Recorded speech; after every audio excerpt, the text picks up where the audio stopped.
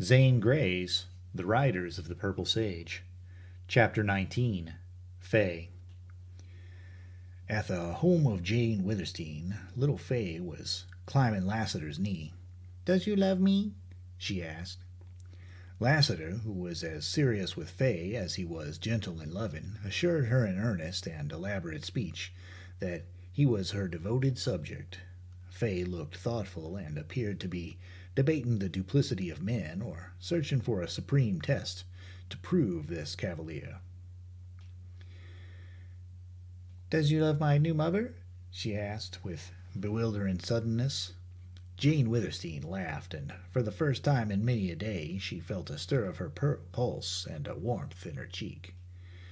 It was a still, drowsy summer afternoon, and the three were sitting in the shade of the wooded knoll that faced the sage slope. Little Fay's brief spell of unhappy longing for her mother, the childish, mystic gloom, had passed, and now where Fay was there were prattle and laughter and glee. She had emerged from sorrow to be the incarnation of joy and loveliness. She had grown supernaturally sweet and beautiful. For Jane Withersteen, the child was an answer to prayer, a blessing, a possession infinitely more precious than all she had lost. For Lassiter, Jane divined that little Fay had become a religion. "Does you love my new mother?" repeated Fay. Lassiter's answer to this was a modest and sincere affirmative. "Why don't you marry my new mother and be my father?" Of the thousands of questions put by little Fay to Lassiter, this was the first he had been unable to answer. "Fay, don't ask questions like that," said Jane. "Why?" "Because," replied Jane, and she found it strangely embarrassing to meet the child's gaze. It seemed to her that Fay's violet eyes looked through her with piercing wisdom. "You love him, don't you?" "Dear child, run and play," said Jane, "but don't go too far. Don't go from this little hill." Fay pranced off wildly, joyous over freedom that had not been granted her for weeks. "Jane, why are children more sincere than grown-up persons?" asked Lassiter. "Are they?" "I reckon so. Little Fay there, she sees things as they appear on the face. An Indian does that. So does a dog, and an Indian and a dog are most of the time right in what they see. Maybe a child is always right." "Well, what does Fay see?" asked Jane. "I reckon you know. I wonder what goes on in Fay's mind when she sees part of the truth with the wise eyes of a child, and wanting to know more meets with strange falseness from you. Wait, you are false in a way, though you're the best I ever knew. What I want to say is this. Fay has taken your pretending to care for me for the thing it looks on the face, and her little foreman mind asks questions, and the answers she gets are different from the looks of things. So she'll grow up gradually taking on that falseness and be like the rest of the women and men too, and the truth of this falseness to life is proved by your appearing to love me when you don't. Things aren't what they seem." "Lassiter, you're right. A child should be told the absolute truth. But is that possible? I haven't been able to do it, and all my life I've loved the truth, and I've prided myself upon being truthful. Maybe that was only egotism. I'm learning much, my friend. Some of those blinding scales have fallen away from my eyes, and as to caring for you, I think I care a great deal. How much, how little, I couldn't say. My heart is almost broken, Lassiter, so now is not a good time to judge of affection. I can still play and be merry with Fay. I can still dream. But when I attempt serious thought, I'm dazed. I don't think, I don't care any more. I don't pray. Think of that, my friend. But in spite of my numb feeling, I believe I'll rise out of all this dark agony a better woman, with greater love of man and God. I'm on the rack now. I'm senseless to all but pain, and growing dead to that. Sooner or later I shall rise out of this stupor. I'm waiting the hour. It'll come soon, Jane, replied Lassiter sulkily. Then I'm afraid for you. Years are terrible things, and for years you've been bound. Habit of years is strong as life itself. Somehow, though, I believe as you, that you'll come out of it all a finer woman. I'm waiting too, and I'm wondering. I reckon, Jane, that marriage between us is out of all human reason. Lassiter, my dear friend, it is impossible for us to marry. Why, Miss Fay says, inquired Lassiter with gentle persistence. Why? I never thought why, but it's not possible. I am Jane, daughter of Witherstein. My father would rise out of his grave. I'm of Mormon birth. I'm being broken, but I'm still a Mormon woman, and you're Lassiter. Maybe I'm not so much Lassiter as I used to be. What was it you said? Habit of years as strong as life itself? You can't change the one habit, the purpose of your life, for you still pack those black guns. You still nurse your passion for blood. A smile, like a shadow, flickered across his face. No. Lassiter, I lied to you, but I beg of you, don't you lie to me. I've great respect for you. I believe you're softened toward most, perhaps all, my people, but when I speak of your purpose, your hate, your guns, I have only him in mind. I don't believe you've changed. For answer, he unbuckled the heavy cartridge belt and laid it with the heavy swing gun sheaths in her lap.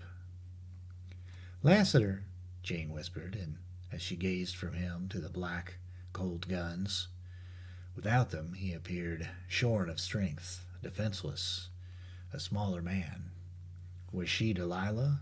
Swiftly, conscious of only one motive, refusal to see this man called Craven by his enemies, she rose and with blundering fingers buckled the belt round his waist where it belonged. Lassiter, I'm a coward. Come with me out of Utah, where I can put away my guns and be a man, he said. I reckon I'll prove it to you then. Come, you've got Black Star and Night and Bells. Let's take the racers and Little Fay and race out of Utah. The hosses and the child are all you have left. Come. No, no, Lassiter, I'll never leave Utah. What would I do in the world with my broken fortunes and my broken heart? I'll never leave these purple slopes I love so well. I reckon I ought to have knowed that. Presently you'll be living down here in a hovel, and presently Jane Witherstein will be a memory. I only wanted to have a chance to show you how a man, any man, can be better than he was. If we left Utah, I reckon I could prove this thing you call love. It's strange, and hell and heaven at once, Jane Witherstein. 'Pears to me that you've thrown away your big heart on love of religion and duty and churchmen and riders and poor families and poor children. Yet you can't see what love is, how it changes a person. Listen, and in telling you Millie Ern's story, I'll show you how love changed her. Millie and me was children when our family moved from Missouri to Texas, and we growed up in Texas ways, same as if we'd been born there. We had been poor, and there we prospered. In time, the little village where we went became a town, and strangers and new families kept moving in. Millie was the belle them days. I can see her now, a little girl no bigger than a bird, and as pretty. She had the finest eyes, dark blue-black when she was excited, and beautiful all the time. You remember Millie's eyes, and she had light brown hair with streaks of gold, and a mouth that every feller wanted to kiss.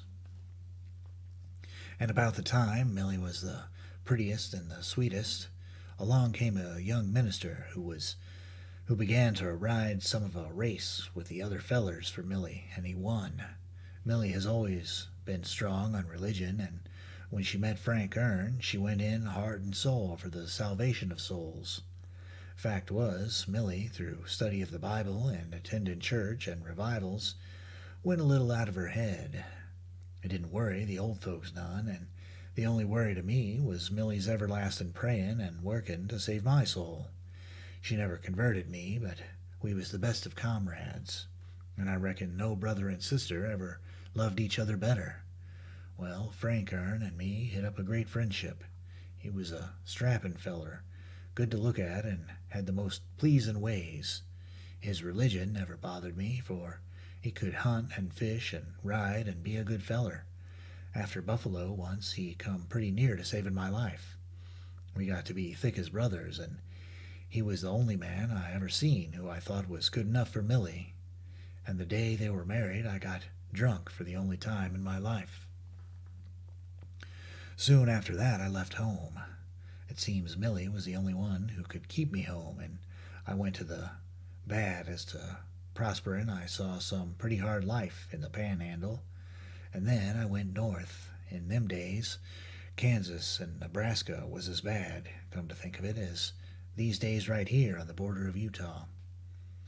I got to be pretty handy with guns, and there wasn't many riders as could beat me riding, and I can say all modest like that I never seen the white man who could track a hoss or a steer or a man with me. Afore I knowed it, 2 years slipped by, and all at once I got homesick and purtled the bridle south. Things at home had changed. I never got over that homecoming. Mother was dead and in her grave. Father was a silent, broken man, killed already on his feet. Frank Ern was a ghost of his old self, through with working, through with preaching, almost through with living, and Millie was gone. It was a long time before I got the story. Father had no mind left, and Frank Ern was afraid to talk, so I had to pick up what happened from different people. It appears that soon after I left home, another preacher come to the little town, and he and Frank become rivals. This feller was different from Frank. He preached some other kind of religion, and he was quick and passionate, where Frank was slow and mild. He went after people, women especially. In looks he couldn't compare to Frank Ern, but he had power over women. He had a voice, and he talked and talked and preached and preached. Millie fell under his influence. She became mightily interested in his religion.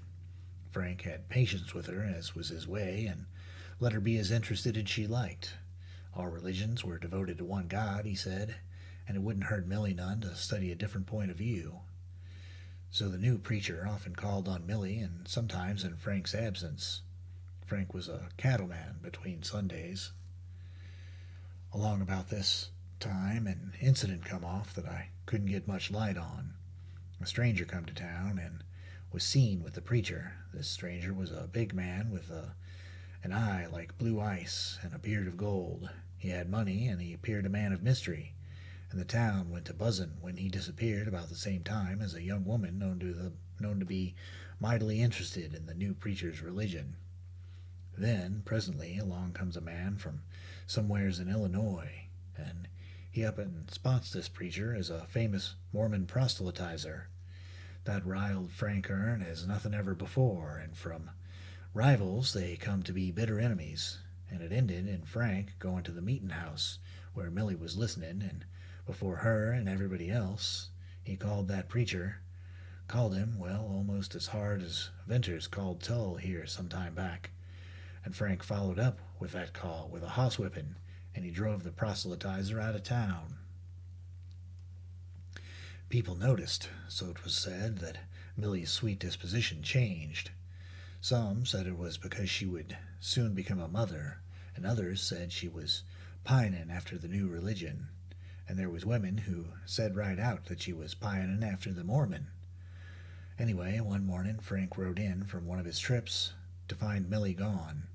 He had no real near neighbors, living in a cattle a little out of town, but those who was nearest said a wagon had gone by in the night, and they thought it stopped at her door. Well, tracks always tell, and there was the wagon tracks and horse tracks and man tracks. The news spread like wildfire that Millie had run off from her husband. Everybody but Frank believed it and wasn't slow in telling why she run off. Mother had always hated that strange streak of Millie's, taken up with the new religion as she had, and she believed Millie ran off with the Mormon. That hastened Mother's death, and she died unforgiven. Father wasn't the kind to bow down under disgrace or misfortune, but he had surpassing love for Millie, and the loss of her broke him. From the minute I heard of Millie's disappearance, I never believed she went off of her own free will. I knew Millie, and I knew she couldn't have done that. I stayed at home a while, trying to make Frank Ern talk, but if he knowed anything, then he wouldn't tell it. So I set out to find Millie, and I tried to get on the trail of that proselytizer. I knew if I ever struck a town he'd visited that I'd get a trail. I knew, too, that nothing short of hell would stop his proselytizing. And I rode from town to town. I had a blind faith that something was guiding me, and as the weeks and months went by, I growed into a strange sort of a man, I guess. Anyway, people were afraid of me. 2 years after that, way over in a corner of Texas, I struck a town where my man had been. He'd just left. People said he come to that town without a woman. I backtrailed my man through Arkansas and Mississippi, and the old trail got hot again in Texas. I found the town where he first went after leaving home, and here I got track of Millie. I found a cabin where she had given birth to her baby. There was no way to tell whether she'd been kept a prisoner or not. The feller who owned the place was a mean, silent sort of a skunk, and as I was leaving, I just took a chance and left my mark on him. Then I went home again. It was to find I hadn't any home no more. Father had been dead a year. Frank Ern still lived in the house where Millie had left him. I stayed with him a while, and I grew old watching him. His farm had gone to weed. His cattle had strayed or been rustled. His house weathered till it wouldn't keep out rain or wind, and Frank sat on the porch and whittled sticks, and day by day wasted away. There was times when he ranted about like a crazy man, but mostly he was always sitting and staring with eyes that made a man curse. I figured Frank had a secret fear that I needed to know, and when I told him I'd trailed Millie for nearly 3 years and had got a trace of her and saw where she'd had her baby, I thought he would drop dead at my feet. And when he'd come around, more natural-like, he begged me to give up the trail, but he wouldn't explain. So I let him alone and watched him day and night. And I found there was one thing still precious to him, and it was a little drawer where he kept his papers. This was in the room where he slept, and it appeared he seldom slept. But after being patient, I got the contents of that drawer and found 2 letters from Millie. One was a long letter written a few months after her disappearance. She had been bound and gagged and dragged away from her home by 3 men, and she named them Hurd, Metzger, Slack. They was strangers to her. She was taken to the little town where I found trace of her 2 years after, but she didn't send a letter from that town. There she was penned in. It appeared that the proselytes who had, of course, come on the scene was not running any risk of losing her. She went on to say that for a time she was out of her head, and when she got it right again, all that kept her alive was the baby.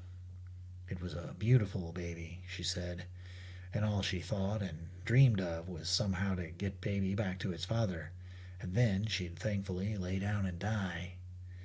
And the letter ended abrupt in the middle of a sentence, and it wasn't signed. The second letter was written more than 2 years after the first. It was from Salt Lake City. It simply said that Millie had heard her brother was on her trail. She asked Frank to tell her brother to give up the search, because if he didn't, she would suffer in a way too horrible to tell. She didn't beg, she just stated a fact and made the simple request. And she ended that letter by saying she would soon leave Salt Lake City with the man she had come to love and would never be heard of again. I recognized Millie's handwriting, and I recognized her way of putting things, but that second letter told me of some great change in her.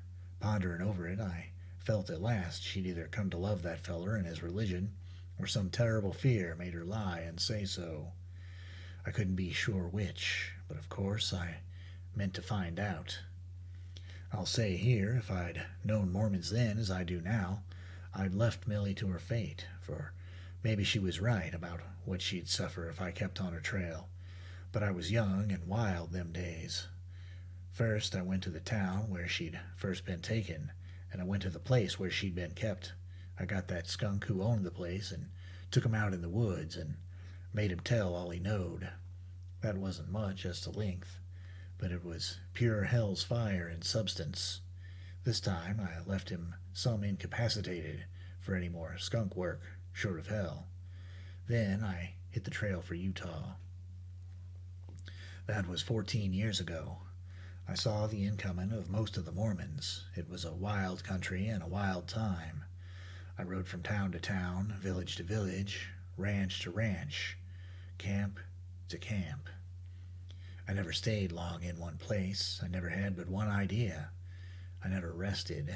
4 years went by, and I knowed every trail in northern Utah.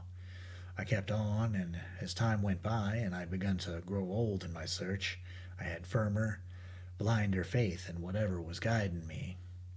Once I read about a feller who sailed the 7 seas and traveled the world, and he had a story to tell, and whenever he seen the man to whom he must tell that story, he knowed him on sight. I was like that, only I had a question to ask, and I always knew the man of whom I must ask, so I never really lost the trail, though for many years it was the dimmest trail ever followed by any man. Then come a change in my luck. Along in central Utah I rounded up Herd, and I whispered something in his ear and watched his face, and then throwed a gun against his bowels. And he died with his teeth so tight shut I couldn't have pried them open with a knife. Slack and Metzger that same year both heard me whisper the same question, and neither would they speak a word when they lay dying. Long before I'd learned no man of this breed or class, or God knows what, would give up any secrets.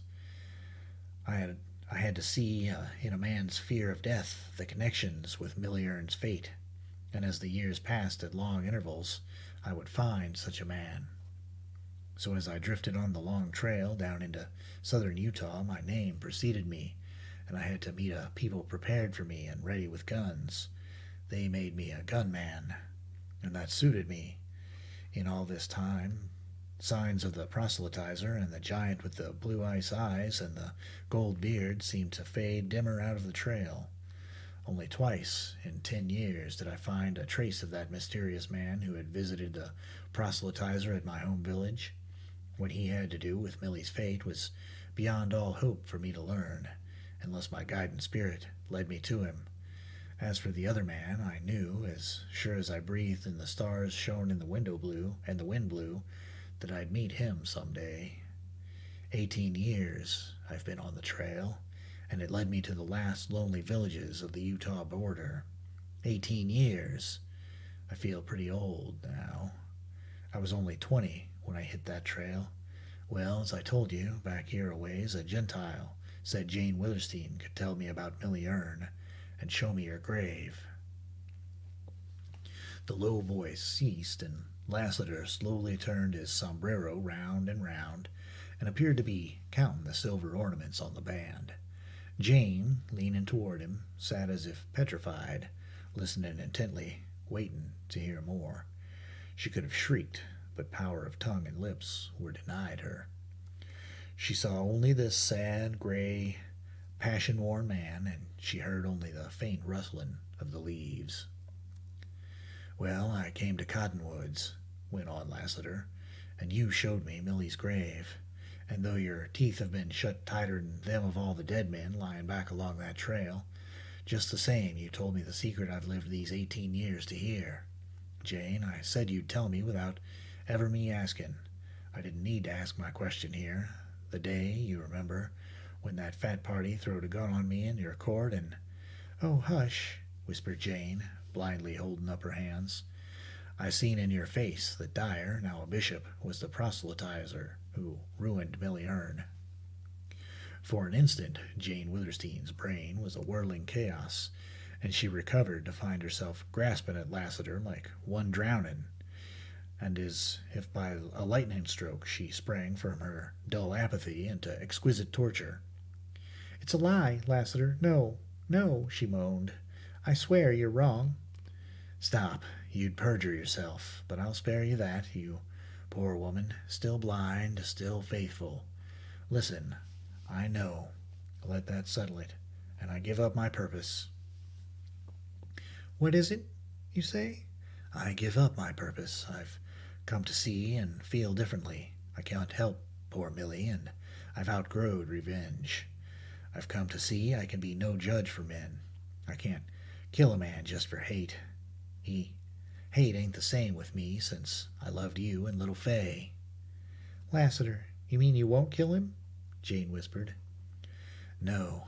"For my sake?" I reckon I can't understand, but I'll respect your feelings." "Because because you love me? 18 years? You were that terrible, Lassiter, and now, because you love me?" "That's it, Jane." "Oh, you'll make me love you. How can I help but love you? My heart must be stone. Oh, but Lassiter, wait, wait, give me time. I'm not what I was. Once it was so easy to love. Now it's easy to hate. Wait, my faith in God, some God, still lives. By it I see happier times for you, poor passion-swayed wanderer. For me, a miserable, broken woman. I loved your sister, Millie. I will love you.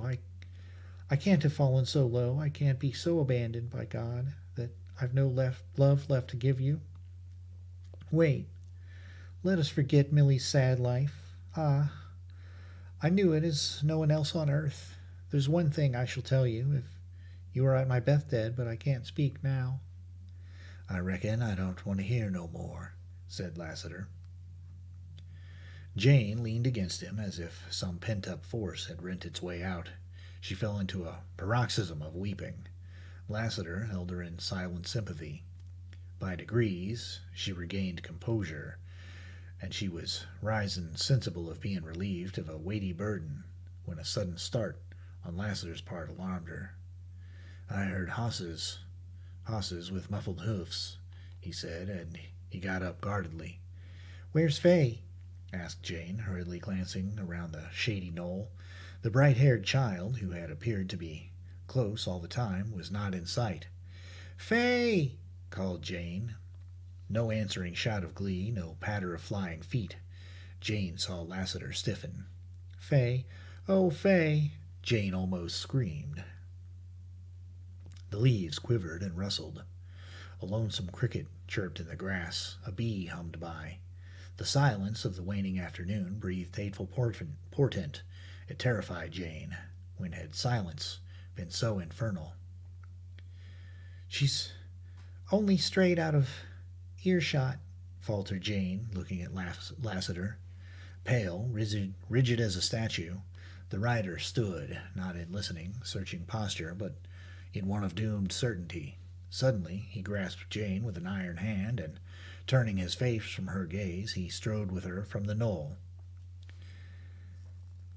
"See, Fay played here last, a house of stones and bricks, and here's a corral of pebbles with leaves for hosses," said Lassiter, stridently and pointing to the ground.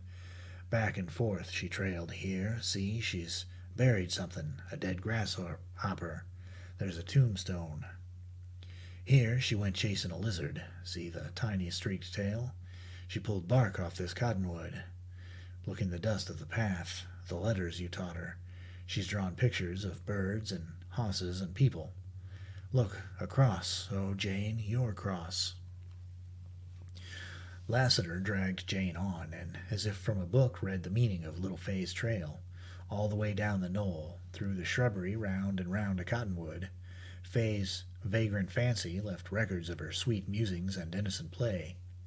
Long had she lingered round a bird nest, to leave therein the gaudy wing of a butterfly.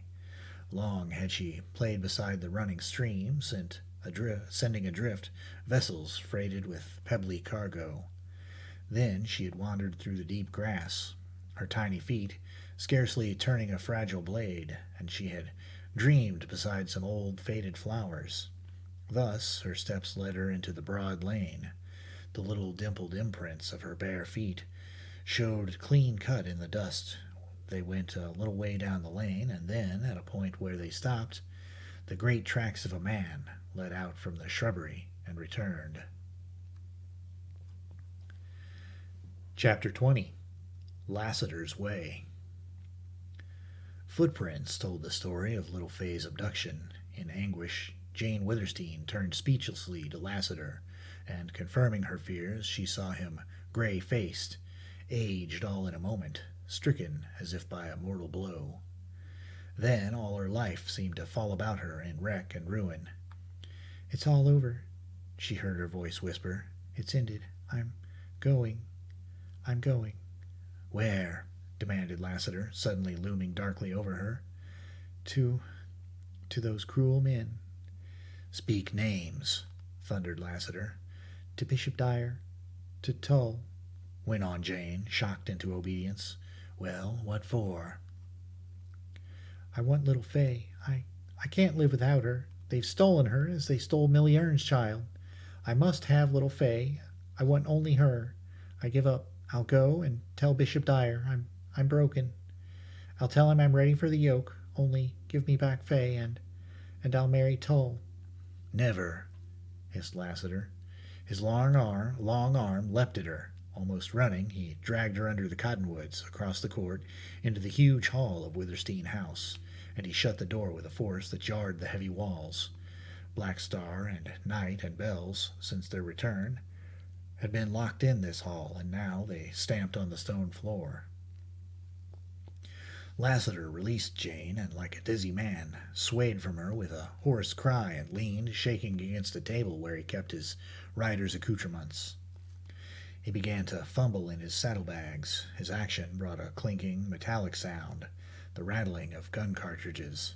His fingers trembled as he slipped cartridges into an extra belt, but as he buckled it over the one he habitually wore, his hands became steady.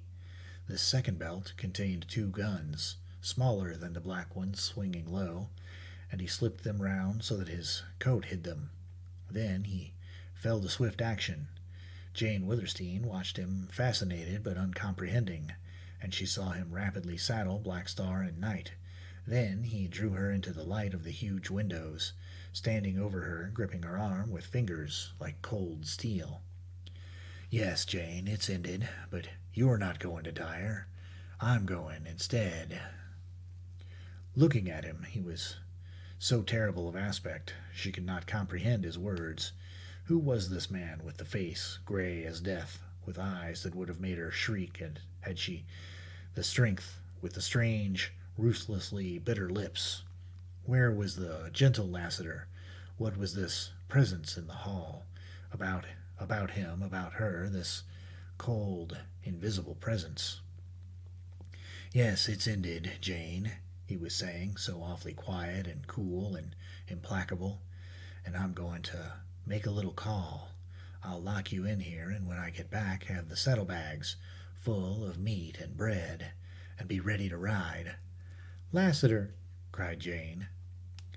Desperately she tried to meet his gray eyes. In vain. Desperately she tried again, fought herself as feeling and thought resurged in torment, and she succeeded. And then she knew. "No, no, no!" she wailed. "You said you'd forgone your vengeance. You promised not to kill Bishop Dyer." "If you want to talk to me about him, leave off the bishop. I don't understand that name or its use." "Oh, hadn't you forgone your vengeance on Dyer?" "Yes."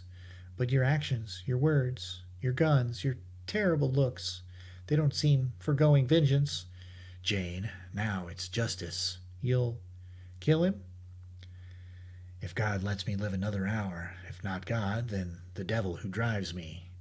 "You'll kill him? For yourself? For your vengeful hate?" "No." "For Millie Ern's sake?" "No." "For little Fay's?"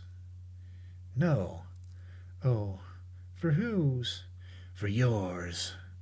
"His blood on my soul?" whispered Jane, and she fell to her knees. This was the long pending hour of fruition. In the habit of years, the religious passion of her life leapt from lethargy, and the long months of gradual drifting to doubt were as if they had never been. If you spill his blood, it'll be on my soul and on my father's. Listen. And she clasped his knees and clung there as he tried to rise her. Listen, am I nothing to you? Woman, don't trifle at words. I love you, and I'll soon prove it. I'll give myself to you. I'll ride away with you, marry you, if only you'll spare him. His answer was a cold, ringing, terrible laugh. Lassiter, I'll love you. Spare him. No. She sprang up in despairing, breaking spirit and encircled his neck with her arms and held him in an embrace as he strove vainly to loosen. Lassiter, would you kill me? I'm fighting my last fight for the principles of my youth. Love of religion, love of father.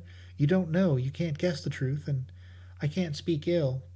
I'm losing all. I'm changing. All I've gone through is nothing to this hour. Pity me. Help me in my weakness. You're strong again. Oh, so cruelly, coldly strong. You're killing me. I see you. Feel you as some other Lassiter, my master. Be merciful. Spare him. His answer was a ruthless smile. She clung the closer to him and leaned her panting breast on him and lifted her face to his. Lassiter, I do love you. It's leapt out of my agony. It comes suddenly with a terrible blow of truth. You are a man. I never knew it till now. Some wonderful change came to me when you buckled on these guns and showed that gray, awful face. I loved you then. All my life I've loved, but never as now. No woman can love like a broken woman if it were not for one thing, just one thing, and yet I can't speak it. I'd glory in your manhood, the lion in you that means to slay for me. Believe me, and spare Dyer. Be merciful. Great as it's in you to be great. Oh, listen and believe. I have nothing, but I'm a woman, a beautiful woman, Lassiter, a passionate, loving woman, and I love you. Take me, hide me in some wild place, and love me and mend my broken heart. Spare him and take me away. She lifted her face closer and closer to his until their lips nearly touched, and she hung upon his neck, and with strength almost spent, pressed and still pressed her palpitating body to his. Kiss me, she whispered blindly. No, not at your price, he answered. His voice had changed, or she had lost clearness of hearing. Kiss me. Are you a man? Kiss me and save me. Jane, you never played fair with me, but now you're blistering your lips, blackening your soul with lies. By the memory of my mother, by my Bible? No, I have no Bible, but by my hope of heaven I swear I love you. Lassiter's gray lips formed soundless words that meant even her love could not avail to bend his will. As if the hold of her arms was that of a child's, he loosened it and stepped away. Wait, don't go. Oh, hear a last word. May a more just and merciful God than the God I was taught to worship judge me. Forgive me, save me, for I can no longer keep silent. Lassiter, in pleading for Dyer, I've been pleading more for my father. My father was a Mormon master, close to the leaders of the church. It was my father who sent Dyer out to proselytize. It was my father who had the blue ice eye and the beard of gold. It was my father you got trace of in the past years. Truly, Dyer ruined Millie Ern, dragged her from her home to Utah, to Cottonwoods, but it was for my father. If Millie Ern was ever wife of a Mormon, that Mormon was my father. I never knew, never will know whether or not she was a wife. Blind I may be, Lassiter, fanatically faithful to a false religion, I may have been, but I know justice, and my father is beyond human justice. Surely he is meeting just punishment somewhere. Always it has appalled me, the thought of your killing Dyer for my father's sins. So I have prayed. Jane, the past is dead. In my love for you, I forgot the past. This thing I'm about to do ain't for myself or Millie or Fay. It's not because of anything that ever happened in the past, but for what is happening right now. It's for you. And listen, since I was a boy, I've never thanked God for anything. If there is a God, and I've come to believe it, I Thank him now for the years that made me Lassiter. I can reach down and feel these big guns and know what I can do with them, and Jane, only one of the miracles Dyer professes to believe in, can save him. Again, for Jane Withersteen, came the spinning of her brain in darkness, and as she whirled in endless chaos, she seemed to be falling at the feet of a luminous figure, a man, Lassiter, who had saved her from herself, who could not be changed, who would slay rightfully. Then she slipped into utter blackness. When she recovered from her faint, she became aware that she was lying on a couch near the window in her sitting room. Her brow felt damp and cold and wet. Someone was chafing her hands. She recognized Judkins, and then saw that his lean, hard face wore the hue and look of excessive agitation. Judkins! Her voice broke weakly. "Oh, Miss Withersteen, you're coming round fine. Now, just lay still a little. You're all right. Everything's all right." Where is he? "Who?" Lassiter. "You needn't worry none about him." Where is he? Tell me instantly." "Well, he's in the other room, patching up a few trifling bullet holes." Ah, Bishop Dyer? "When I last seen him, a matter of half an hour ago, he was on his knees. He was some busy, but he wasn't praying." How strangely you talk. I'll sit up. I'm well, strong again. Tell me, Dyer on his knees, what was he doing?" "Well, begging your pardon for blunt talk, Miss Withersteen, Dyer was on his knees and not praying. You remember his big, broad hands? You've seen 'em raised and blessing over old gray men and little curly-headed children like Fay Larkin. Come to think of that, I disremember ever hearing of his lifting his big hands and blessing over a woman. Well, when I seen him last, just a little while ago, he was on his knees, not praying, as I remarked, and he was pressing his big hands over some bigger wounds." Man, you drive me mad. Did Lassiter kill Dyer? "Yes." Did he kill Tull?" "No, Tull's out of the village with most of his riders. He's expected back before evening. Lassiter will have to get away before Tull and his riders come in. It's sure death for him here, and was for you too, Miss Withersteen. There'll be some of an uprising when Tull gets back." "I shall ride away with Lassiter, Judkins. Tell me all you saw, all you know about this killing." She realized, without wonder or amaze, how Judkins' one word affirming the death of Dyer, that the catastrophe had completed the change whereby she had been molded or beaten or broken into another woman. She felt calm, slightly cold, strong as she had not been strong since the first shadow fell upon her. "I just saw about all of it, Miss Withersteen, and I'll be glad to tell you if you'll only have patience with me," said Judkins earnestly. "You see, I've been peculiarly interested, and naturally I'm some excited, and I talk a lot that maybe ain't necessary, but I can't help that. I was at the meeting house where Dyer was holding court. You know he always acts as magistrate and judge when Tull's away, and the trial was for trying what's left of my boy riders that helped me hold your cattle, for a lot of hatched up things the boys never did. We're used to that, and the boys wouldn't have minded being locked up for a while or having to dig ditches or whatever the judge laid down. You see, I divided the gold you give me among all my boys, and they all hid it, and they all feel rich. Howsomever, court was adjourned before the judge passed sentence. Yes, ma'am, court was adjourned some strange and quick, much as if lightning had struck the meeting house. I had trouble attending a trial, but I got in. There was a good many people there, all my boys and Judge Dyer with his several clerks. Also, he had with him 5 riders who had been guarding him pretty close of late. They was Carter, Wright, Jungison, and 2 new riders from Stonebridge.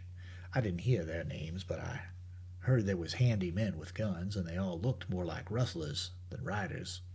Anyway, there they was, the 5 all in a row. Judge Dyer was telling Willie Kern, one of my best and steadiest boys. Judge Dyer was telling him how there was a ditch open near Willie's home, letting water through his lot where it hadn't ought to go, and Willie was trying to get a word in to prove he wasn't at all at home all the day it happened, which was true, as I know, but Willie couldn't get a word in, and Then Judge Dyer went on laying down the law, and all at once he happened to look down the long room, and if any man ever turned a stone, he was that man. Naturally, I looked back to see what had acted so powerful strange on the judge, and there, halfway up the room, in the middle of the wide aisle, stood Lassiter. All white and black he looked, and I can't think of anything that resembled, only or less it's death. Venters made that same room some still and chilly when he called toll, but this was different. I give my word, Miss Withersteen, that I went cold to my very marrow. I don't know why, but Lassiter had a way about him that's awful. He spoke a word, a name. I couldn't understand it, though he spoke clear as a bell.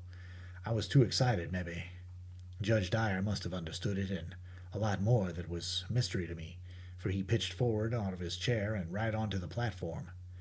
Then them 5 riders, Dyer's bodyguards, they jumped up, and 2 of them that I found out afterward were the strangers from Stonebridge. They piled right out of a winder, so quick you couldn't catch your breath. It was plain they wasn't Mormons. Jenkinson, Carter, and Wright eyed Lassiter for what must have been a second and seemed like an hour, and they went white and strung, but they didn't weaken nor lose their nerve. I had a good look at Lassiter. He stood sort of stiff, bending a little, and both his arms were crooked, and his head looked like a hawk's claws. But there ain't no telling how his eyes looked. I know this, though, and his eyes could read the mind of any man about to throw a gun. And in watching him, of course, I couldn't see the 3 men go for their guns, and though I was looking right at Lassiter, looking hard, I couldn't see how he drawed. He was quicker than eyesight, that's all. But I seen the red spurtin' of his guns, and heard his shots just the very littlest instant before I heard the shots of the riders, and when I turned, Wright and Carter was down, and Jenkinson, who was tough like a steer, was pulling the trigger of a wabbling gun, but it was plain he was shot through plumb center, and sudden he fell with a crash, and his gun cluttered on the floor. Then there was a hell of a silence. Nobody breathed. Sartin I didn't anyway. I saw Lassiter slip a smoking gun back in a belt, but he hadn't throwed either of the big black guns, and I thought that strange, and all this was happening quick. You can't imagine how quick. There come a scraping on the floor, and Dyer got up, his face like lead. I wanted to watch Lassiter, but Dyer's face, once I seen it, like that, glued my eyes. I seen him go for his gun. Why, I could have done better, quicker, and then there was a thundering shot from Lassiter, and it hit Dyer's right arm, and his gun went off as it dropped. He looked at Lassiter like a cornered sage wolf, and sort of howled and reached down for his gun. He just picked it up off the floor and was raising it when another thundering shot almost tore that arm off. So it seemed to me.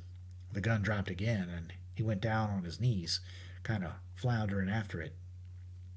It was something strange and terrible to see his awful earnestness. Why would such a man cling so to life? Anyway, he got the gun with left hand and was raising it, pulling trigger in his madness, when the 3rd thundering shot hit his left arm, and he dropped the gun again. But that left arm wasn't useless yet, for he grabbed up the gun, and with a shaken aim that would have been pitiful to me and any other man, he began to shoot. One wild bullet struck a man 20 feet from Lassiter, and it killed that man, as I seen afterward. Then come a bunch of thundering shots, 9 I calculated after, for they come so quick I couldn't count them, and I knew Lassiter had turned the black guns loose on Dyer. I'm telling you straight, Miss Withersteen, for I want you to know afterward you'll get over it. I seen some soul-racking scenes on this Utah border, but this was the awfulest. I remember I closed my eyes, and for a minute I thought of the strangest things out of place there, such as you'd never dream would come to mind. I saw the sage and running hosses, and that's a beautiful sight to me. And I saw dim things in the dark, and there was a kind of humming in my ears. And I remember distinctly, for it was what made all the things whirl out of my mind and open my eyes. I remember distinctly it was the smell of gunpowder. The court had about adjourned for that judge. He was on his knees, and he wasn't praying. He was gasping and trying to press his big, flopping, crippled hands over his body. Lassiter had sent out all those last thundering shots through his body. That was Lassiter's way. And Lassiter spoke, and if I ever forget his words, I'll Never forget the sound of his voice. Proselytizer, I reckon you'd better call quick on that God who reveals himself to you on earth, because he won't be visiting the place you're going to. And then I seen Dyer look at his big hanging hands that wasn't big enough for the last work he set them to, and he looked up at Lassiter, and then he stared horrible at something that wasn't Lassiter, nor anyone there, nor the room, nor the branches of purple sage peeping into the winder. What he seen, it was the look of a man who discovers something too late. That's a terrible look. And with a horrible understanding cry, he slid forward on his face. Judkins paused in his narrative, breathing heavily while he wiped his perspiring brow. That's about all, he concluded. Lassiter left the meeting house, and I hurried to catch up with him. He was bleeding from 3 gunshots. None of them seemed much to bother him. And we come right up here. I found you laying in the hall, and I had to work some over you. Jane Withersteen offered up no prayer for Dyer's soul. Lassiter's step sounded in the hall, the familiar, soft, silver clinking step, and she heard it with thrilling new emotions, in which was a vague joy and her very fear of him. The door opened, and she saw him, the old Lassiter, slow, easy, gentle, cool, yet not exactly the same Lassiter. She rose, and for a moment her eyes blurred and swam in tears. Are you all right?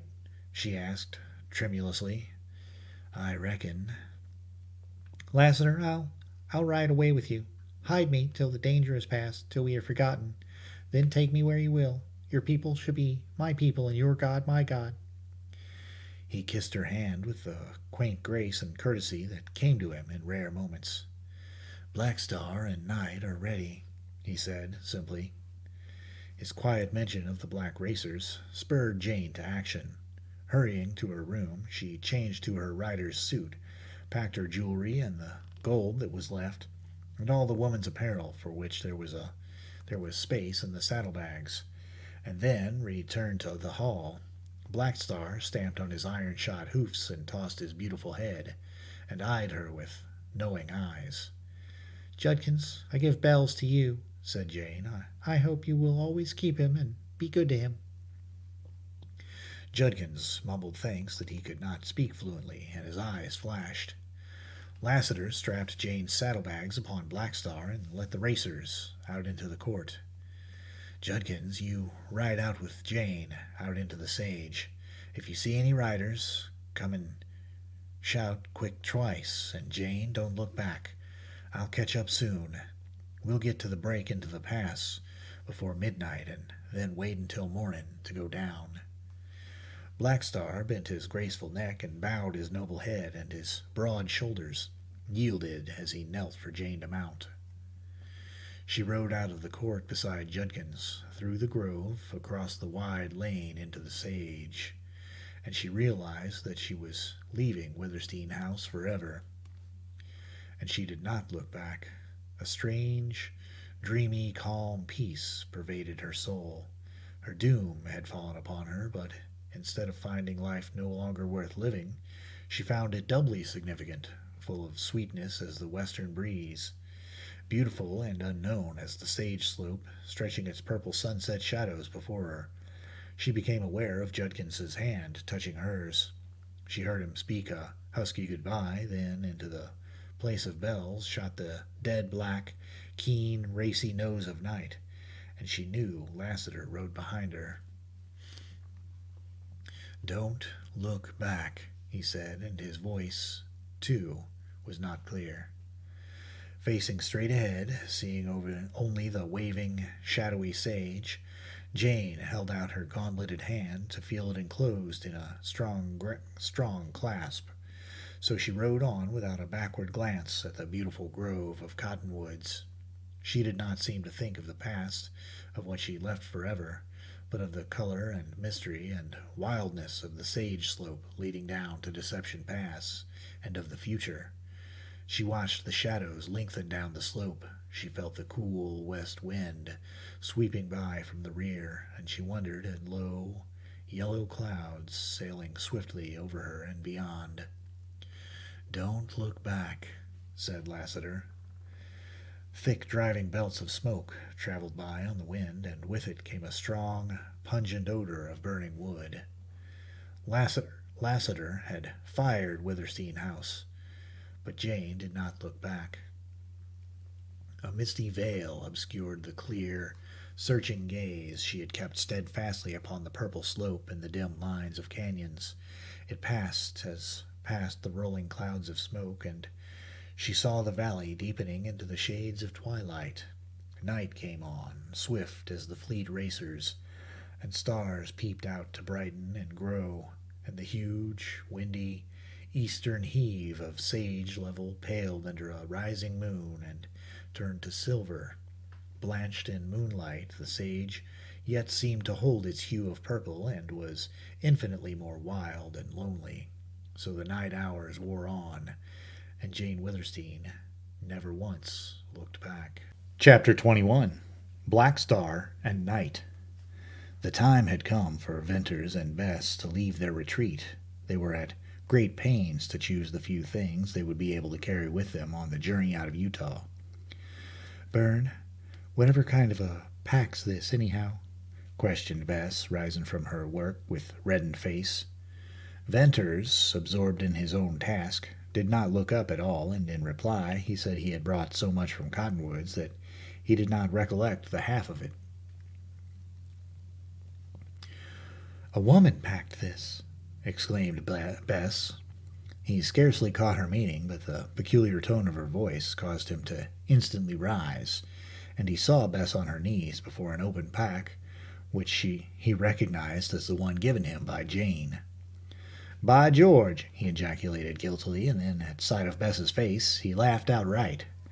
"A woman packed this," she repeated, fixing woeful, tragic eyes on him. "Well, is that a crime?" There is a woman after all? Now, Bess, You've lied to me." Then and there Venters found it imperative to postpone work for the present. All her life Bess had been isolated, but she had inherited certain elements of the eternal feminine.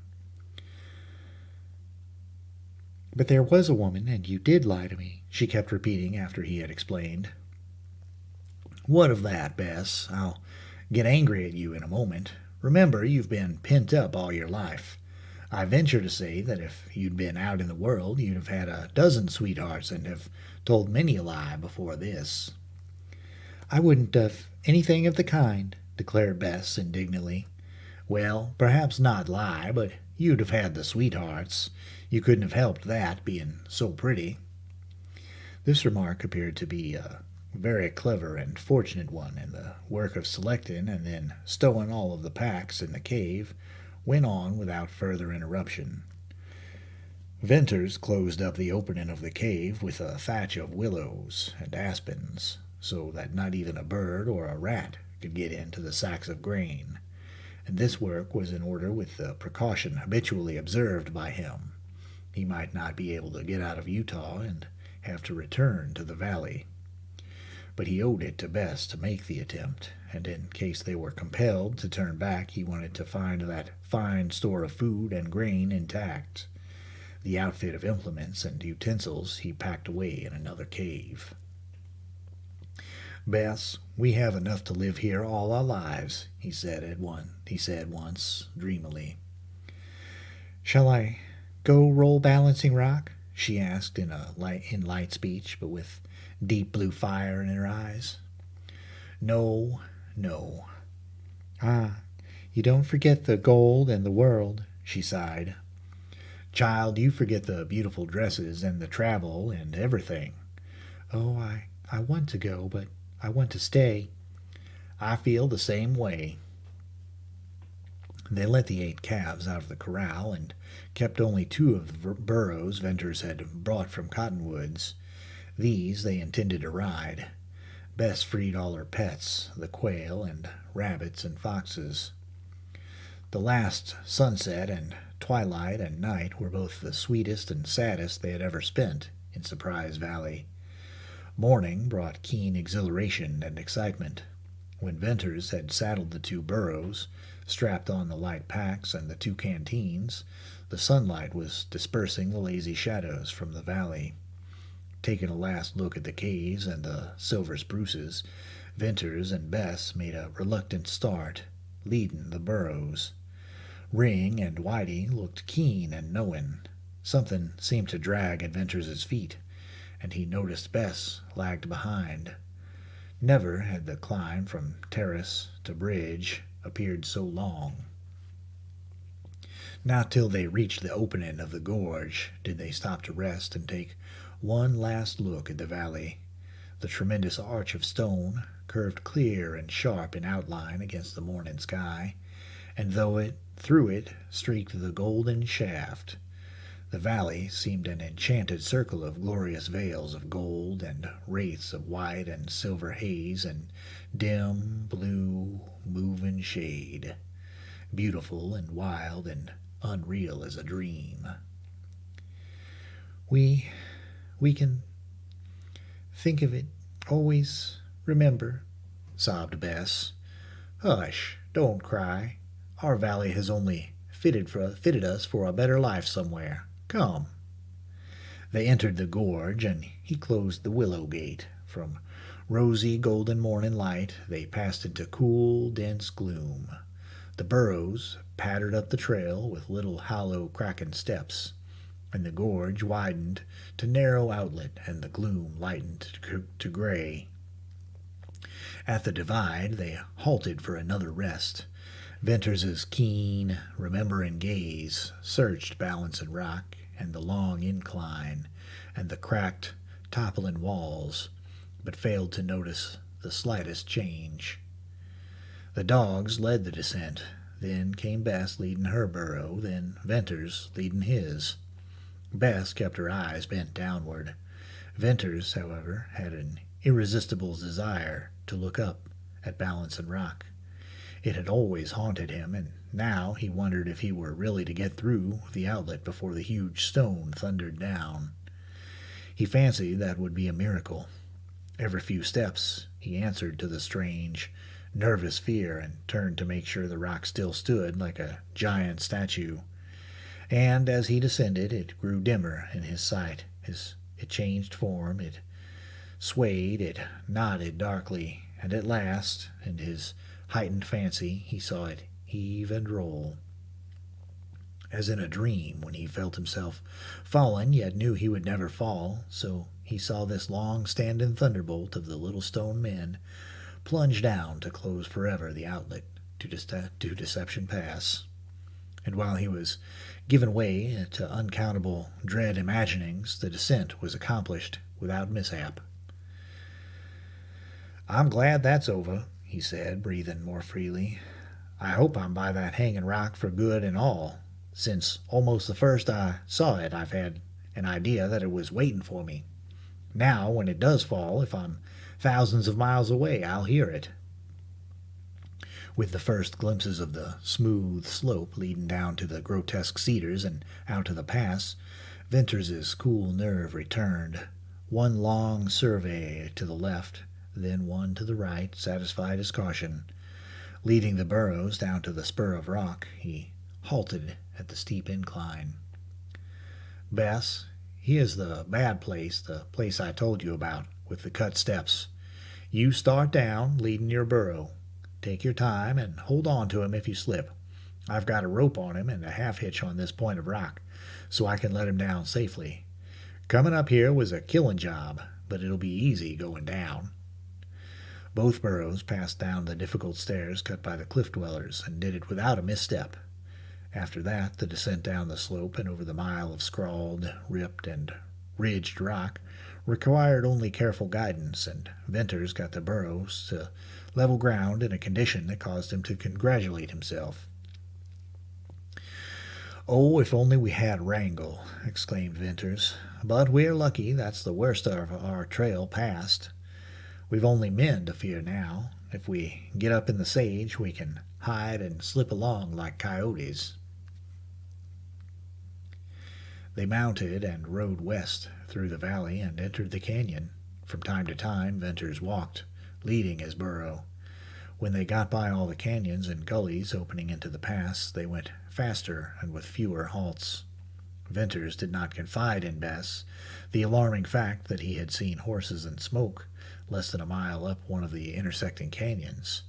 He did not talk at all, and long after he had passed this canyon and felt secure once more in the certainty that they had been unobserved, he never relaxed his watchfulness.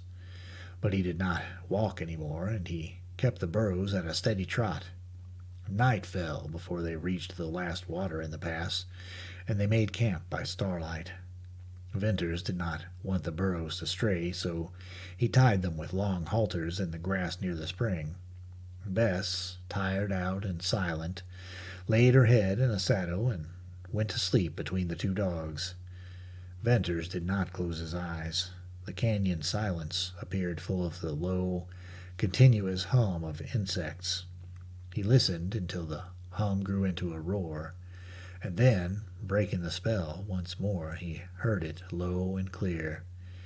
He watched the stars and the moving shadows, and always his glance returned to the girl's dimly pale face, and he remembered how white and still it had looked in the starlight, and again stern thought fought his strange fancies.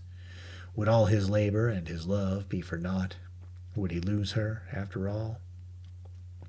What did the dark shadow around her portend? Did calamity lurk on that long upland trail through the sage?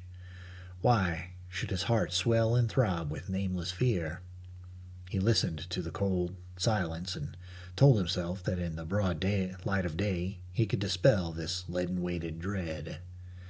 At the first hint of gray over the eastern rim, he awoke Bess, saddled the burros, and began the day's travel. He wanted to get out of the pass before there was any chance of riders coming down.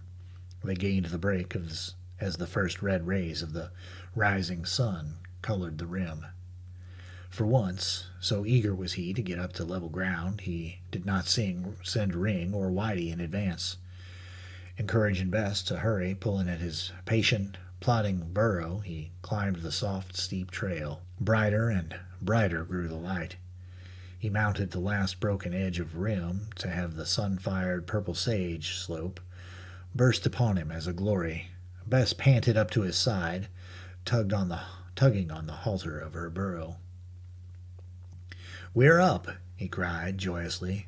"There's not a dot on the sage. We're safe. We'll not be seen. Oh, Bess!" Ring growled and sniffed the keen air and bristled. Venters clutched at his rifle. Whitey sometimes made a mistake, but Ring never did. The dull thud of hoofs almost deprived Venters of power to turn and see from where disaster threatened. He felt his eyes dilate as he stared at Lassiter leading Black Star and Night out of the sage, with Jane Withersteen in rider's costume close behind. For an instant, Venters felt himself whirl dizzily in the center of vast circles of sage. He recovered partially, enough to see Lassiter standing with a glad smile and Jane riveted in astonishment. "Why, Bern!" she exclaimed. "How good it is to see you. We're riding away, you see. The storm burst, and I'm a ruined woman. I thought you were alone." Venters, unable to speak for consternation and bewildered out of all sense of what he ought or ought not to do, simply stared at Jane. "Son, where are you bound for?" asked Lassiter. "Not safe where I was. We're going out of Utah, back east," he found tongue to say. "I reckon this meeting's the luckiest thing that ever happened to you, and to me, and to Jane, and to Bess," said Lassiter coolly. "Bess!" cried Jane, with a sudden leap of blood to her pale cheek. It was entirely beyond Venters to see any luck in that meeting. Jane Withersteen took one flashing woman's glance at Bess's scarlet face, at her slender, shapely form. "Venters, is this a girl? A woman?" she questioned in a voice that stung. "Yes." "Did you have her in that wonderful valley?" "Yes, but Jane." "All the time you were gone?" "Yes, but I couldn't tell." "Was it for her you asked me to give you supplies? Was it for her that you wanted to make your valley a paradise?" "Oh, Jane." "Answer me." "Yes, Oh, you liar! And with these passionate words, Jane Withersteen succumbed to fury. For the second time in her life, she fell into the ungovernable rage that had been her father's weakness. And it was worse than his, for she was a jealous woman, jealous even of her friends. As best he could, he bore the brunt of her anger. It was not only his deceit to her that she visited upon him, but her betrayal by religion, by life itself. Her passion, like fire at white heat, consumed itself in little time. Her physical strength failed, and still her spirit attempted to go on in magnificent denunciation of those who had wronged her. Like a tree cut deep into its roots, she began to quiver and shake, and her anger weakened into despair, and her ringing voice sank into a broken, husky whisper. Then, spent and pitiable, upheld by Lassiter's arm, she turned and hid her face in Black Star's mane. Numb as Venters was, when at length Jane Withersteen lifted her head and looked at him, he yet suffered a pang. "Jane, the girl is innocent," he cried. "Can you expect me to believe that?" she asked with weary, bitter eyes. "I'm not that kind of a liar, and you know it. If I lied, if I kept silent when honor should have made me speak, it was to spare you. I came to Cottonwoods to tell you, but I couldn't add to your pain. I intended to tell you that I had come to love this girl. But, Jane, I hadn't forgotten how good you were to me. I haven't changed at all toward you. I prize your friendship, as I always have. But however it may look to you, don't be unjust. The girl is innocent. Ask Lassiter." "Jane, she's just as sweet and innocent as little Fay," said Lassiter. There was a faint smile upon his face and a beautiful light. Venters saw, and he knew that Lassiter saw, how Jane Withersteen's tortured soul wrestled with hate and through it, with scorn, doubt, suspicion, and overcame all. "Byrne, if in my misery I accused you unjustly, I crave forgiveness," she said. "I'm not what I once was. Tell me, who is this girl?" "Jane, she is Oldring's daughter and his masked rider. Lassiter will tell you how I shot her for a rustler, saved her life, all the story. It's a strange story, Jane, as wild as the sage, but it's true. True as her innocence. That you must believe." "Oldring's masked rider? Oldring's daughter?" exclaimed Jane. "And she's innocent? You ask me to believe much. If this girl is what you say, how could she be going away with the man who killed her father?" "Why did you tell that?" cried Venters passionately. Jane's question had roused Bess out of stupefaction. Her eyes suddenly darkened and dilated. She stepped toward Venters and held up both hands, as if to ward off a blow. Did you kill Oldring?" "I did, Bess, and I hate myself for it. But you know I never dreamed he was your father. I thought he'd wronged you. I killed him when I was madly jealous." For a moment, Bess was shocked into silence. "But he was my father," she broke out at last. "And now I must go back. I can't go with you. It's all over, that beautiful dream. Oh, I knew it wouldn't come true. You can't take me now." "If you forgive me, Bess, it'll all come right in the end," implored Venters. "It can't be right. I'll go back. After all, I loved him. He was good to me. I can't forget that." "If you go back to Oldring's men, I'll follow you, and they'll kill me," said Venters hoarsely. "Oh, no, Byrne, you'll not come. Let me go. It's best for you to forget me. I've brought you only pain and dishonor." She did not weep, but the sweet bloom of life died out of her face. She looked haggard and sad, and all at once stunted, and her hands dropped listlessly, and her head drooped low and drooped in slow, final acceptance of a hopeless fate. "Jane, look there!" cried Venters in despairing grief. "Need you have told her?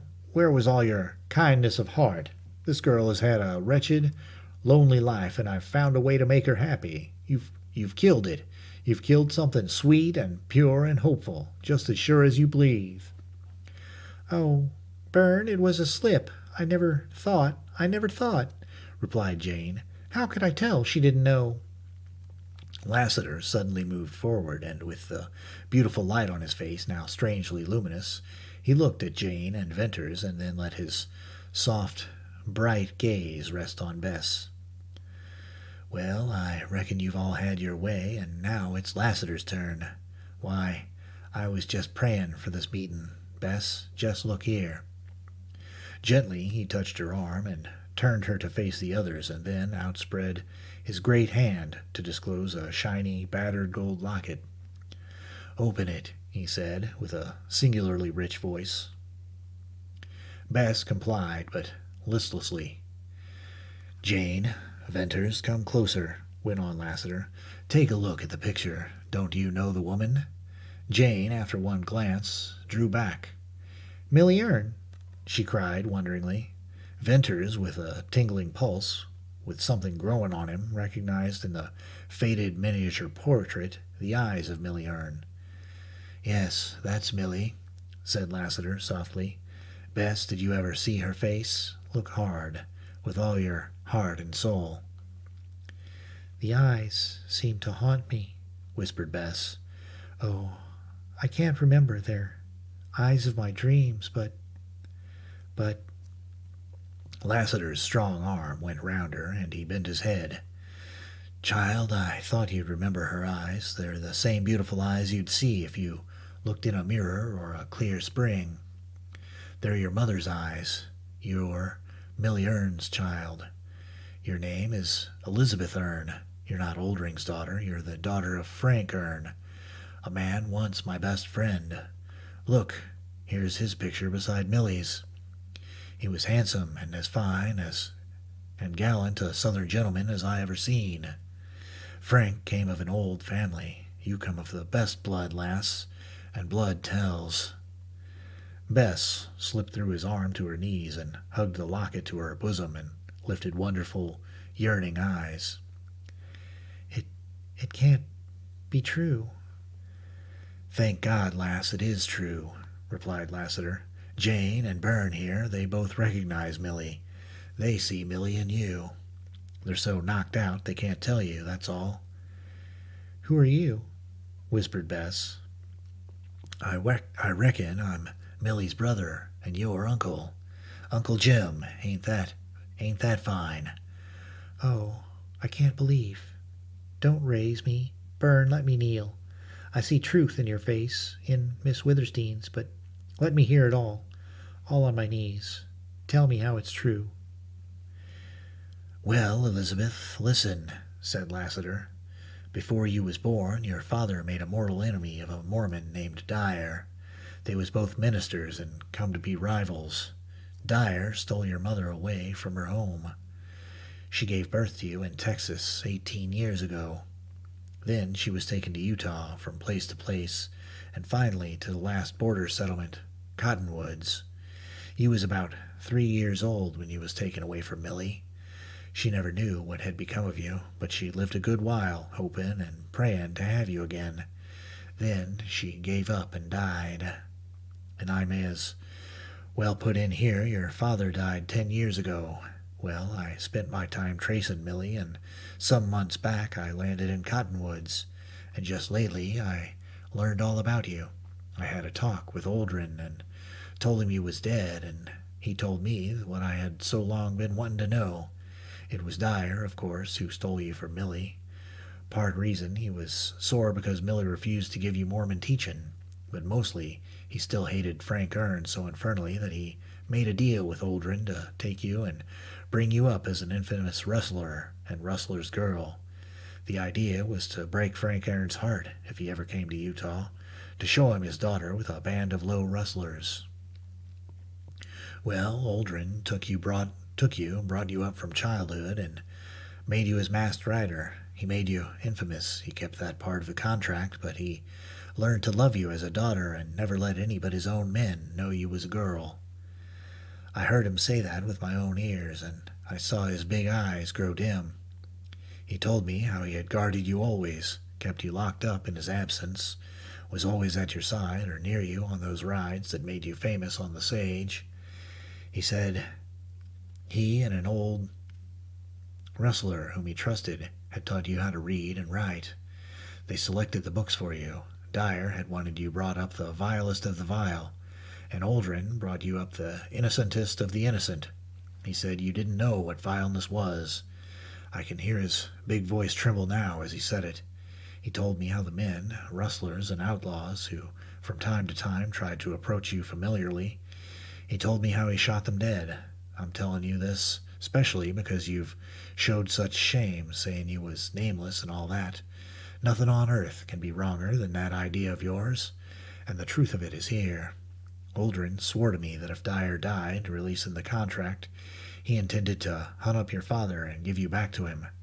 It seems Oldrin wasn't all bad, and he sure loved you. Venters leaned forward in passionate remorse. "Oh, Bess, I know Lassiter speaks the truth, for when I shot Oldrin, he dropped to his knees and fought with unearthly power to speak. And he said, 'Man, why didn't you wait?' Bess was. Then he fell dead, and I've been haunted by his look and words. Oh, Bess, what a strange, splendid thing for Oldrin to do. It all seems impossible, but, dear, you really are not what you thought." "Elizabeth Erne," cried Jane Withersteen, "I loved your mother, and I see her in you." What had been incredible from the lips of men became, in the tone, look, and gesture of a woman, a wonderful truth for Bess. With little tremblings of all her slender body, she rocked to and fro on her knees. The yearning wistfulness of her eyes changed to solemn splendor of joy. She believed she was realizing happiness, and as the process of the thought was slow, so were the variations of her expression. Her eyes reflected the transformation of her soul. Dark, brooding, hopeless belief. Clouds of gloom drifted, paled, vanished in glorious light. An exquisite rose flush, a glow, shone from her face as she slowly began to rise from her knees. A spirit uplifted her. All that she had held as base dropped from her. Venters watched her in joy too deep for words. By it he divined something of what Lassiter's revelation meant to Bess, but he knew he could only faintly understand. That moment when she seemed to be lifted by some spiritual transfiguration was the most beautiful moment in his life. She stood with parted, quivering lips, with hands tightly clasping the locket to her heaving breast. A new conscious pride of worth dignified the old, wild, free grace and poise. "Uncle Jim," she said, tremulously, with a different smile from any Venters had ever seen on her face. Lassiter took her into his arms. "I reckon it's powerful fine to hear that," replied Lassiter unsteadily. Venters, feeling his eyes grow hot and wet, turned away and found himself looking at Jane Withersteen. He had almost forgotten her presence. Tenderness and sympathy were fast hiding traces of her agitation. Venters read her mind, felt the reaction of her noble heart, saw the joy she was beginning to feel at the happiness of others, and suddenly blinded, choked by his emotions, he turned from her also. He knew what she would do presently. She would make some magnificent amend for her anger. She would give some manifestation of her love, probably all in a moment. As she had loved Millie Erne, so would she love Elizabeth Erne. "'Pears to me, folks, that we'd better talk a little serious now," remarked Lassiter at length. "Time flies." "You're right," replied Venters instantly. "I'd forgotten time, place, danger. Lassiter, you're riding away, leaving Jane Withersteen's house?" "Forever," replied Jane. "I fired Jane Withersteen's house," said Lassiter. "Dyer?" questioned Venters sharply. "I reckon where Dyer's gone there won't be any kidnapping of girls." "Ah, I knew it. I told Judkins. And Tull?" went on Venters passionately. "Tull wasn't around when I broke loose. By now he's likely on our trail with his riders." "Lassiter, you're going into the pass to hide till all this storm blows over?" "I reckon that's Jane's idea. I reckon the storm will be a powerful long time blowing over. I was coming to join you in Surprise Valley. You'll go back now with me?" "No. I want to take Bess out of Utah. Lassiter, Bess found gold in the valley. We've a saddlebag full of gold if we can reach Sterling." "Man, how are you ever going to do that? Sterling is 100 miles. My plan is to ride on, keeping sharp lookout. Somewhere up the trail we'll take the sage and go round Cottonwoods and then hit the trail again." "It's a bad plan. You'll kill the burros in 2 days." "Then we'll walk. That's more bad and worse. Better go back down the pass with me." "Lassiter, this girl has been hidden all her life in that lonely place," went on Venters. "Oldrin's men are hunting me. We'd not be safe there any longer. Even if we would be, I'd take this chance to get her out. I want to marry her.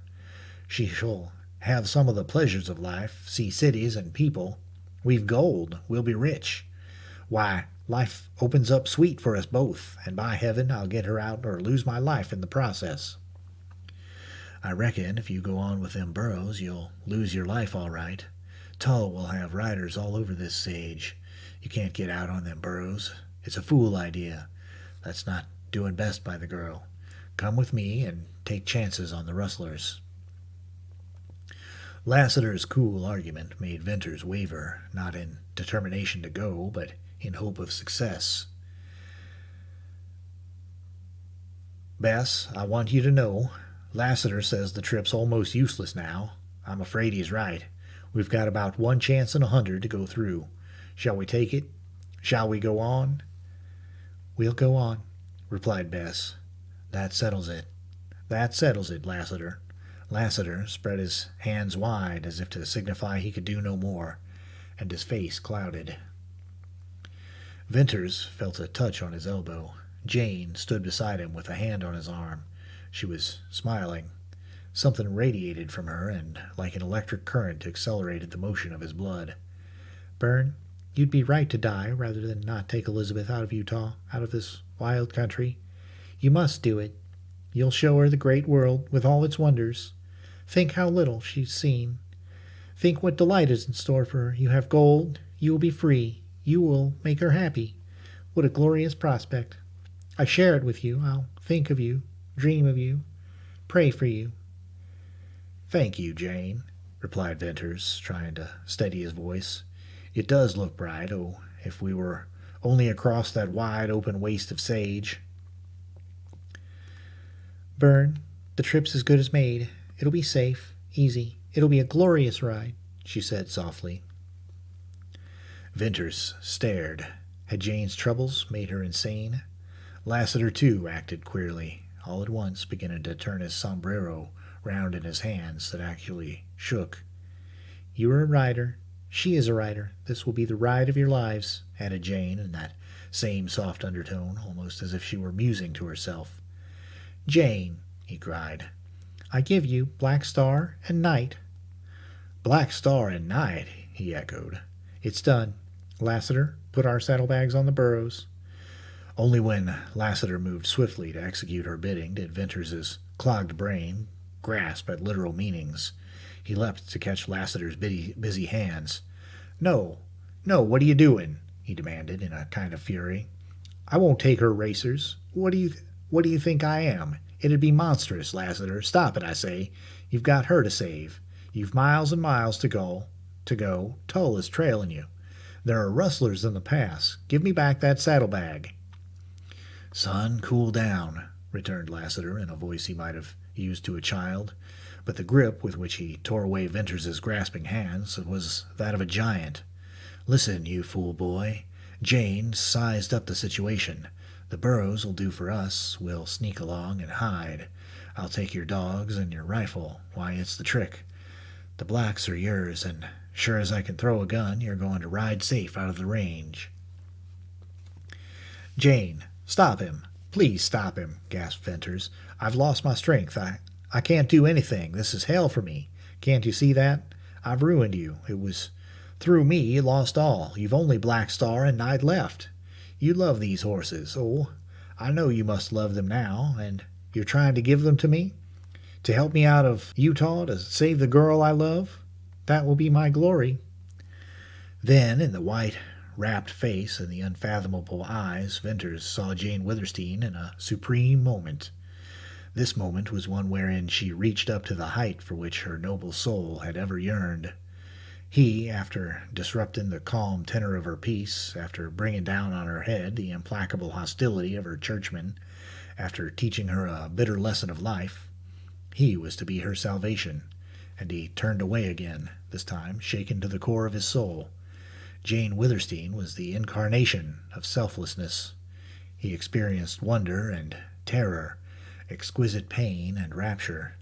What were all the shocks life had dealt him compared to the thought of such loyal and generous friendship? And instantly, as if by some divine insight, he knew himself in the remaking, tried, found wanting, but stronger, better, surer, and he wheeled to Jane Withersteen, eager, joyous, passionate, wild, exalted. He bent to her. He left tears and kisses on her hands. "Jane, I can't find words now," he said. "I'm beyond words, only I understand, and I'll take the blacks." "Don't be losing no more time," cut in Lassiter. "I ain't certain, but I think I seen a speck up the sage slope. Maybe I was mistaken, but anyway, we must all be moving. I've shortened the stirrups on Black Star, put Bess on him." Jane Withersteen held out her arms. "Elizabeth Erne," she cried, and Bess flew to her. How inconceivably strange and beautiful it was for Venters to see Bess clasped to Jane Withersteen's breast. Then he leapt astride Night. "Venters, ride straight on up the slope," Lassiter was saying, "and if you don't meet any riders, keep on till you're a few miles from the village. Then cut off on the sage and go round to the trail. But you'll most likely meet riders with Tull. Just keep straight on till you're just out of gunshot, and then make your cut-off into the sage. They'll ride after you, but it won't be no use. You can ride, and Bess can ride. When you're out of reach, turn on round to the west and hit the trail somewhere. You save the hosses all you can, but don't be afraid. Black Star and Night are good for 100 miles before sundown, if you have to push them. You can get to Sterling by night if you want, but better make it along about tomorrow morning. When you get through the notch on Glaze Trail, swing to the right. You'll be able to see both Glaze and Stone Bridge. Keep away from them villages. You won't run no risk of meeting any of Oldrin's rustlers from Sterling on. You'll find water in them deep hollows north of the notch. There's an old trail there, not much used, and it leads to Sterling. That's your trail. And one more thing. If Tull pushes you, or keeps on persistent-like for a few miles, just let the blacks out and lose him and his riders." "Lassiter, may we meet again," said Venters in a deep voice. "Son, it ain't likely. It ain't likely. Well, Bess Oldrin, Masked Rider, Elizabeth Erne, now you climb on Black Star. I've heard you could ride. Well, every rider loves a good horse, and lass, there never was one that could beat Black Star." Lassiter, there never was any horse that could beat Black Star," said Jane with the old pride. "I often wondered, maybe Venters rode out that race when he brought out the blacks. Son, was Wrangle the best hoss?" "No, Lassiter," replied Venters. For this lie he had his reward in Jane's quick smile. Well, my hoss sense ain't always right, and here I'm talking a lot, wasting time. It ain't so easy to find and lose a pretty niece all in 1 hour. Elizabeth, goodbye." "Oh, Uncle Jim, goodbye." Elizabeth Erne, be happy. Goodbye," said Jane. "Goodbye, oh, goodbye." In lithe, supple action, Bess swung up to Black Star's saddle. "Jane Withersteen, goodbye," called Venters hoarsely. "Byrne, Bess, riders of the Purple Sage, goodbye."